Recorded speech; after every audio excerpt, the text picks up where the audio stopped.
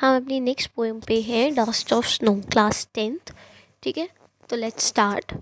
ये लिखी है रॉबर्ट फ्रॉस्ट ने, और हमारे लास्ट ईयर में हमने एक पोएम पढ़ी थी द रोड नॉट टेकन। ठीक है, वो भी रॉबर्ट फ्रॉस्ट ने लिखी थी, हमारी फर्स्ट पोएम है। तो let's go through it now. What's the central idea of the poem? Central idea क्या है, क्या आप पोएट बताना चाहते हैं?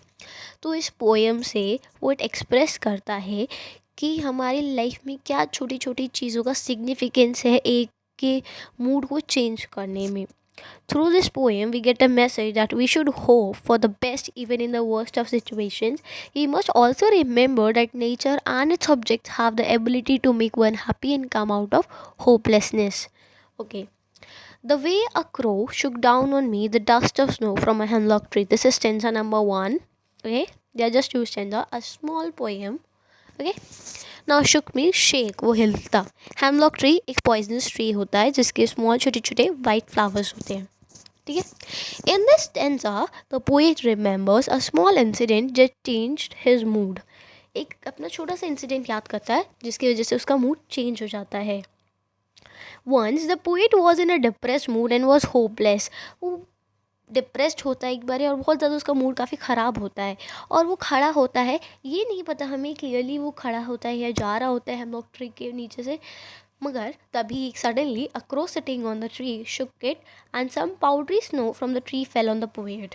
थोड़ी सी पाउडरी स्नो किसके ऊपर गिर जाती? पोएट के ऊपर, स्मॉल साइज़ की। ठीक है, now stanza number 2 has given my heart a change of mood and saved some part of a day I had rued.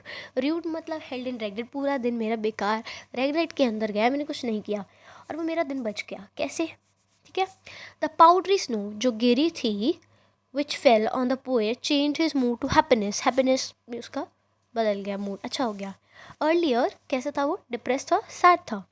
Till now, the poet has spent a part of his day in sadness, but now he start feeling refreshed. उसके गिरने की वजह से उसका mood पहले sad था, अभी अच्छा हो गया। This incident saves some part of the poet's day which he would have spent in regret.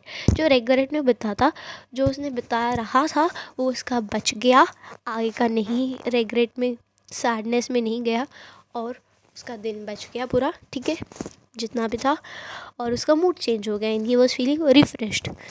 ठीक है, तो इससे हमें ये पता चलता है कि छोटी छोटी चीज़ें बड़े बड़े कारनामे कर सकती है। Now what the poetic device use in the poem and what's the rhyming scheme first of all? So the rhyming scheme is A B okay, crow snow A me tree B okay, of the first stanza. Heart part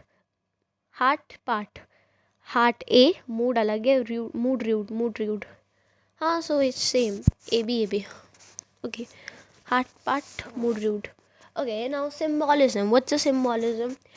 okay, now hemlock tree और जो crow है, ये symbols होते हैं generally जिससे negative emotion से होते हैं। ठीक है, और नेगेटिव एस्पेक्ट से, मगर इन पोएट ने इतना ब्यूटीफुली इन दोनों को यूज़ किया है, दोनों चीज़ों को, जो कि नेगेटिव है पॉजिटिव दिखाने के लिए। ठीक है, और एलिटरेशन यूज़ हुआ है। अब ना व्हाट इज़ एलिटरेशन? ये रिपीटेशन होता है कॉन्स्टेंट साउंड का नियर बाय वर्ड्स के अंदर। Has given my heart, has और heart H okay, and save some part, saved S some okay, now that is alliteration. Okay, so now the poem has been done, a small poem by Robert Frost.